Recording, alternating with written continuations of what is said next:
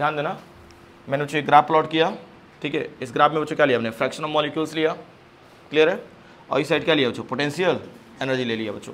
अब ध्यान दो, मान लो हमने कोई भी यहाँ पे रिएक्टेंट लिया बच्चों, खूब अच्छे से फोकस करना बच्चों। अब जैसे जैसे पोटेंशियल एनर्जी बढ़ रहा है बच्चों, धीरे धीरे देखो ना फ्रैक्शन ऑफ मॉलिक्यूल्स भी क्या हो रहा है बच्चों, बढ़ रहा है। और एक पॉइंट बाद बच्चों ध्यान से समझना, ठीक है। यहाँ पे बताओ कंप्लीटली आपका क्या होगा बच्चों, मॉलिक्यूल्स कोलाइड कर जाएगा इस वाले पॉइंट पे। अब उसके बाद से बताओ इफेक्टिव कोलिजन क्या होने लगेगा, कम होने लगेगा ना। अरे भाई जब मान लो ब्रेक हो जाएंगे और ऑलमोस्ट वो आपस में रिएक्ट कर लेंगे जब रिएक्टेड, तो उसके बाद से क्या होगा, फ्रैक्शन ऑफ मॉलिक्यूल्स बच्चों डिक्रीज करने लगेगा। फ्रैक्शन ऑफ मॉलिक्यूल्स क्या कर रहा है बच्चों, डिक्रीज करने लग रहा है। डिक्रीज करने के बाद बच्चों एक टाइम बाद क्या हो जाएगा, पूरा नील हो जाएगा, यानी उसके बाद से कोई फर्क नहीं पड़ेगा, ठीक है। ये बताओ जैसे आप ओवरब्रिज पे बच्चों चढ़ रहे हो तो फिर नीचे भी तो उतरना है ना, फिर एक टाइम बाद क्या हो जाएगा बच्चों, जब नीचे उतर जाएंगे तो उसके बाद से आप एनर्जी बच्चों नॉर्मल हो जाएगा, ठीक है ना। तो बस वही केस बताने की कोशिश कर रहा है बच्चों, ध्यान से समझना, ठीक है। थोड़ा सा और नीचे बना दे रहा हूँ, ठीक है। और ये जो आपको ग्राफ मैंने प्लॉट किया बच्चों, ये रेट एट टी है, rate at T degree Celsius, ठीक है। यानी यहाँ पे स्पीड बच्चों बताया जा रहा है कितने पे, नॉर्मल टेम्परेचर यानी टी डिग्री सेल्सियस हमने ले लिया बच्चों। लेकिन मान लो एक और हमने ग्राफ लिया, यहीं से लिया बच्चों, लेकिन हम लोग rate at T degree Celsius plus 10 कर लेते हैं हम लोग, ठीक है। तो इस केस में देखो तो फ्रैक्शन ऑफ मॉलिक्यूल्स बच्चों देखो ना थोड़ा सा डाउन हो गया, ठीक है। और ये जो ग्राफ आपको बनेगा बच्चों, यहाँ से आकर के यहाँ पे स्टॉप हो जा रहा है। इसका मतलब क्या है बच्चों, ये भी समझ लेते हैं। ये आपका है बच्चों rate at T degree Celsius plus क्या करना है बच्चों, 10 डिग्री सेल्सियस। बच्चों एक चीज़ नोटिस करना, सेम काम वहाँ यहाँ पे भी वही हो रहा है। पोटेंशियल एनर्जी जैसे जैसे बढ़ रहा है बच्चों, देखो ना फ्रैक्शन ऑफ मॉलिक्यूल्स बच्चों धीरे धीरे बढ़ रहा है, धीरे धीरे करें बच्चों, बहुत तेज़ी से बढ़ रहा है। क्योंकि ये एक चीज़ नोटिस कर सकते हैं हम लोग, यहाँ पे जो ग्राफ है बच्चों, हम थोड़ा सा इसको और बेंड कर सकते हैं, है कि नहीं, स्लो दिखाने के लिए। और इसको थोड़ा सा और ऊपर दिखा सकते हैं ताकि फास्ट हो रहा है, समझ पा रहे हो कि नहीं। तो एक चीज़ नोटिस करो, यहाँ पे देखो तारे प्रोडक्ट ज़्यादा बन रहा है, यहाँ पे प्रोडक्ट क्या बन रहा है बच्चों, ज़्यादा बन रहा है। और यहाँ पे बच्चों प्रोडक्ट क्या बनेगा, कम बनेगा। क्यों, यहाँ पे एक चीज़ नोटिस करो बच्चों, यहाँ पे पोटेंशियल एनर्जी जैसे जैसे बढ़ रहा है बच्चों, वैसे वैसे फ्रैक्शन ऑफ मॉलिक्यूल्स भी क्या हो रहा है, धीरे धीरे बढ़ रहा है। लेकिन एक चीज़ नोटिस करो बच्चों, यहाँ पे एनर्जी ज़्यादा देना पड़ रहा है, या आप ऐसे समझो ना, यहाँ पे फ्रैक्शन ऑफ मॉलिक्यूल्स बच्चों यहाँ पे ज़्यादा है, काउंट कर लो, यहाँ से मैच कर लो। और यहाँ बच्चों ये वाला पार्ट दिख रहा है, ठीक है। लेकिन हमको इससे कंपेयर नहीं करना बच्चों, ठीक है। ये तो मान लो कोलिजन बता रहा है कि मतलब हाँ यहाँ पे जाकर के कोलिजन होने लग रहा है बच्चों, हमको यहाँ पे देखना है बच्चों। ये वाला जो पॉइंट दिख रहा है ये इंडिकेट कर रहा है बच्चों कि फ्रैक्शन ऑफ मॉलिक्यूल्स ज़्यादा हुआ है, कुछ समझ में आ रहा है बच्चों। और ये क्या बता रहा है बच्चों, फ्रैक्शन ऑफ मॉलिक्यूल्स कम हुआ है। कुछ क्लैरिटी मिल रही है बच्चों। यानी पिक वाले वैल्यू से हमको मतलब नहीं है, मतलब ये है बच्चों कि फाइनली हमारे पास प्रोडक्ट कितना ज़्यादा मिला, यही ना है। ये बताओ यहाँ पे इसका ग्राफ बनाने का मतलब क्या है बच्चों कि इसका फ्रैक्शन ऑफ मॉलिक्यूल्स क्या है, ज़्यादा है, और इसका फ्रैक्शन ऑफ मॉलिक्यूल्स कम है बच्चों। एक और चीज़ मैं बता दे रहा हूँ, देखो तरह ग्राफ अगर आप नहीं समझ रहे हैं बच्चों तो समझ रहे हैं आपका थियरी कोई मतलब नहीं पड़ने का। क्योंकि जानते हो बच्चों ग्राफ, न्यूमेरिकल्स, ये 2-3 चीज़ ऐसे होते हैं बच्चों ना जिसमें आपको ना बच्चों समझ और डेवलप हो जाता है, ठीक है ना। जो लिखा लिखा है चीज़ बच्चों तो डायरेक्ट वे में वो तो ईजिली बच्चों समझा जा सकता है, ठीक है ना।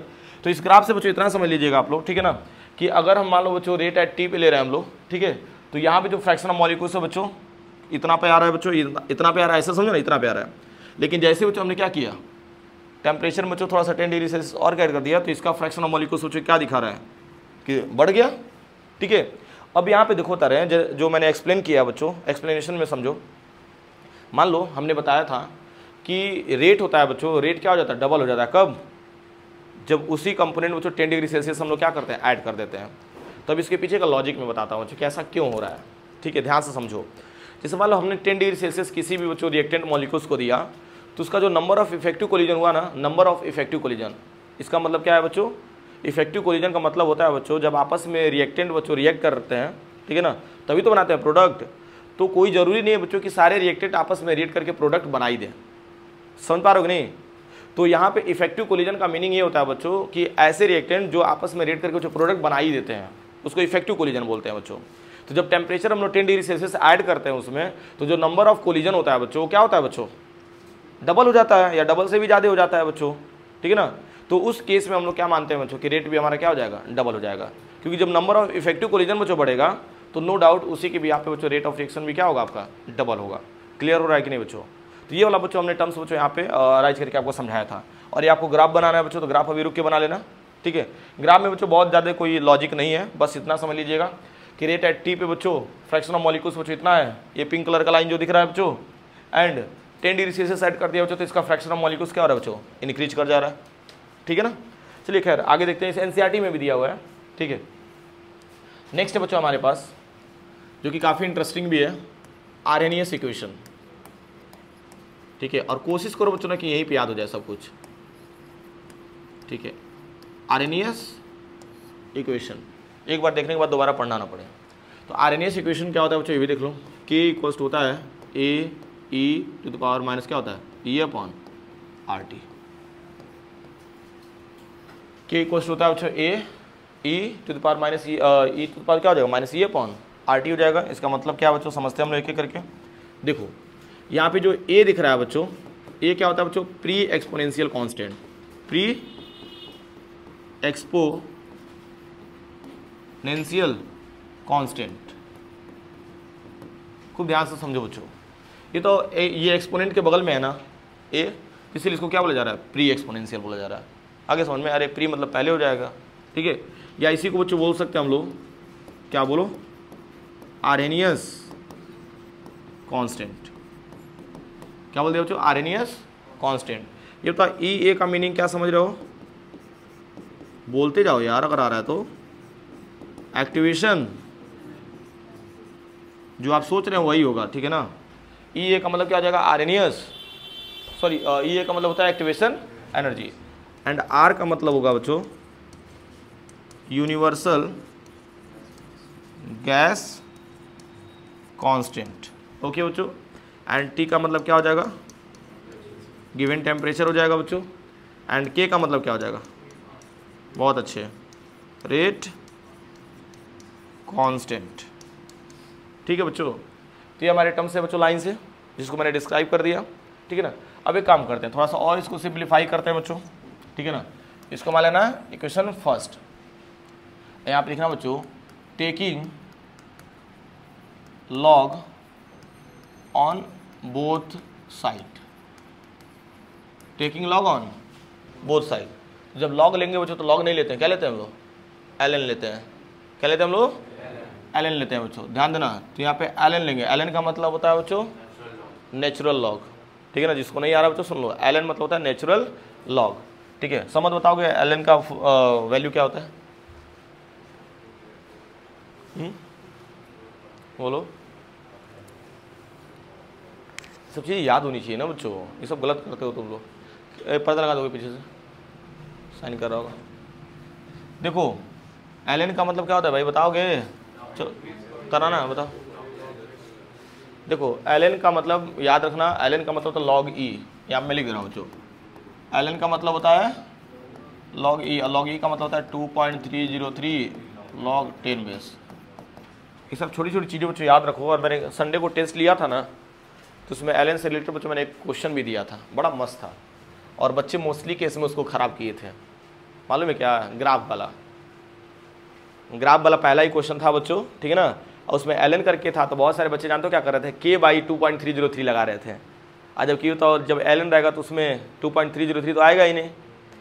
दिमाग लगाओ, समझा जी, कहाँ खो गए, गलत किया क्या, ठीक है। तो एल तो दोनों साइड क्या लेना बच्चों, तो एल लेना, और यहाँ पर क्या हो जाएगा, के इक्वल्स टू एल और ब्रैकेट में लिखना बच्चों A E to the power क्या हो जाएगा, ए अपॉन आर टी। क्लियर है बच्चों।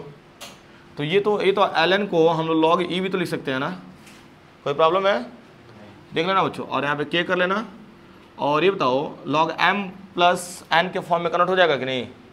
देखो ना, इसका मतलब क्या है बच्चों, मल्टीप्लाई है, इसका मतलब क्या है, तो एम इंटू एन के फॉर्मेट में है बच्चों।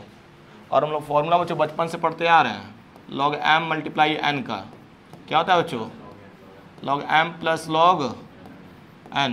ध्यान दीजिएगा बच्चों। तो उसी बेसिस पे देखो इसको भी हमने सेपरेट कर दिया, log e a plus log e to the power क्या हो जाएगा, माइनस ई अपॉन आर टी।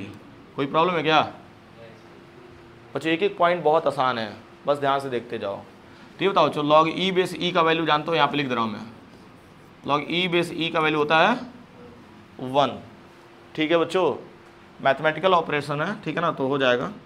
तो लॉग ई के हो जाएगा इक्वल्स टू लॉग के बेस ई हो जाएगा, और यहाँ पे लॉग ए बेस ई और प्लस नहीं माइनस हो जाएगा, minus E upon are T हो जाएगा बच्चों।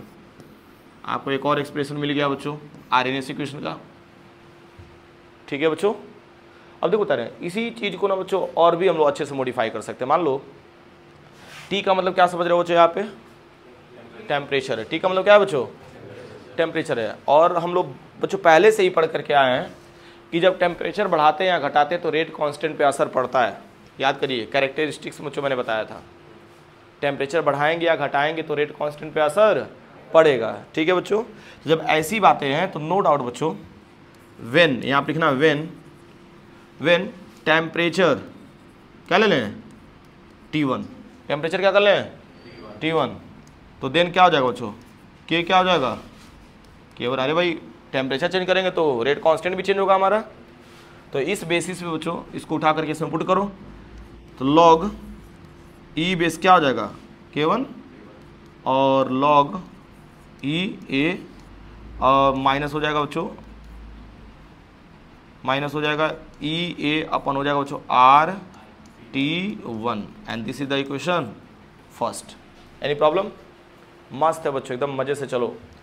एंड फिर अगेन ले लो, व्हेन T इक्वल्स टू क्या लेना बच्चों T2, then K equals to क्या हो जाएगा बच्चों K2 हो जाएगा। सिंपल सी बात है भाई, जैसे टेम्परेचर चेंज करेंगे वैसे आपका क्या हो जाएगा, रेट कांस्टेंट भी चेंज हो जाएगा बच्चों। अब इसको भी पुट कर दो, तो log E base K2 equals to log A base E होता है माइनस ई ए अपॉन हो जाएगा RT2 and this is the equation second. I think यहाँ पे तो कोई प्रॉब्लम नहीं होगी किसी को भी, ठीक है ना, एकदम मज़े से है बच्चों। एक ही बार में कोशिश करो कि सब याद कर लें, ठीक है। अब एक काम करो, सबसे आसान तरीका मैं बता रहा हूँ। हाँ, इक्वेशन फर्स्ट माइनस क्या कर दो second, equation first minus second कर देंगे बच्चों। तो एक काम करिए ना, लेफ्ट हैंड साइड को left hand side log E base K1 minus क्या हो जाएगा लॉग K2 बेस ई हो जाएगा। कभी कभार बच्चों मैं गलत बोल दे रहा हूँ, ध्यान देना, ठीक है। लॉग K1 बेस ई लॉग K2 बेस ई, इस तरह से बोलना है बच्चों, ठीक है। और इक्वल्स टू, अब यहाँ पे देखो ना, ये इस साइड ऐड हो जाएगा बच्चों। हालांकि मतलब अगर माइनस करते हैं तो log A base E cancel हो जाएगा कि नहीं, तो कर दें यहीं पे, वहाँ लिखें लिख दें, अरे कट कर दो ना, देखो ना यहाँ से ये कट हो जाएगा, सुधारो ना आपस में। तो हमारे पास बचेगा क्या, माइनस ये अपॉन RT1, और ये बताओ चाहिए माइनस से क्या हो जाएगा प्लस हो जाएगा, बहुत अच्छे, ई ए अपॉन हो जाएगा RT2 हो जाएगा। मस्त है बच्चों, हाँ ठीक है। अभी बताओ ये जो टर्म्स दिख रहा है इसको